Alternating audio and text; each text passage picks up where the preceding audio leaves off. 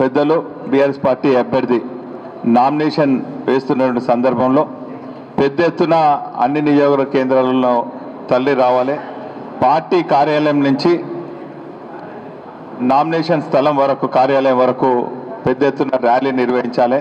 దానికి అన్ని కూడా పర్మిషన్లు కూడా తీసుకోవడం జరిగింది. మరి మంగళవారం రోజు గౌరవ BRS party working president Sircilla శాసనసభ్యులు కేటీ రామారావు గారు వర్ధన్నపేట్ మరియు వరంగల్ ఈస్ట్ నియోజకవర్గ విస్తృత స్థాయి సమావేశానికి రాబోతున్నారు.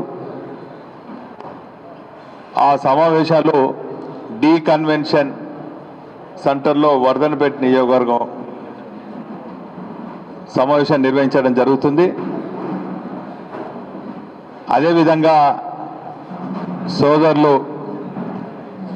మాజీ శాసనసభ్యులు నరేందర్ గారి నాయకత్వంలో నాని గార్డెన్స్లో ఆ సమావేశం జరుగుతుంది. ఈ రెండు సమావేశాలకు కూడా గౌరవ BRS party working president KT Ramarao రాబోతున్నారు.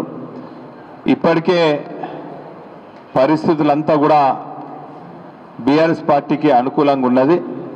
రాబోయే ఎన్నికల్లో ఓటు ద్వారా మాయమాటలు చెప్పినటువంటి కాంగ్రెస్ పార్టీకి బుద్ధి చెప్పడమే కాకుండా 10 ఏళ్ల నుంచి కేంద్రం నుండి కనీసం విభజన చట్టాలు అమలు చేయని బీజేపీ పార్టీ పైన కూడా ప్రజలందరూ కూడా ఆగ్రహంగా ఉన్నారు. ఈ సెగ్మెంట్లో ఉన్నటువంటి కాజ్పేట్కు కోచ్ ఫ్యాక్టరీ కానీ మహిబాద్ పార్లమెంట్ సెగ్మెంట్లో ఉన్నటువంటి బయ్యారం ఉక్కు ఫ్యాక్టరీ కూడా తేలేని ఇయ్యలేని నిస్సాయ స్థితిలో కేంద్రంలో ఉన్నటువంటి బీజేపీ నాయకులు ఉన్నారు. కాబట్టి ఈ రెండు పార్టీల పైన ప్రజలందరూ కూడా ఓడించేదానికి కసిగా ఉన్నారు. పైపెచ్చు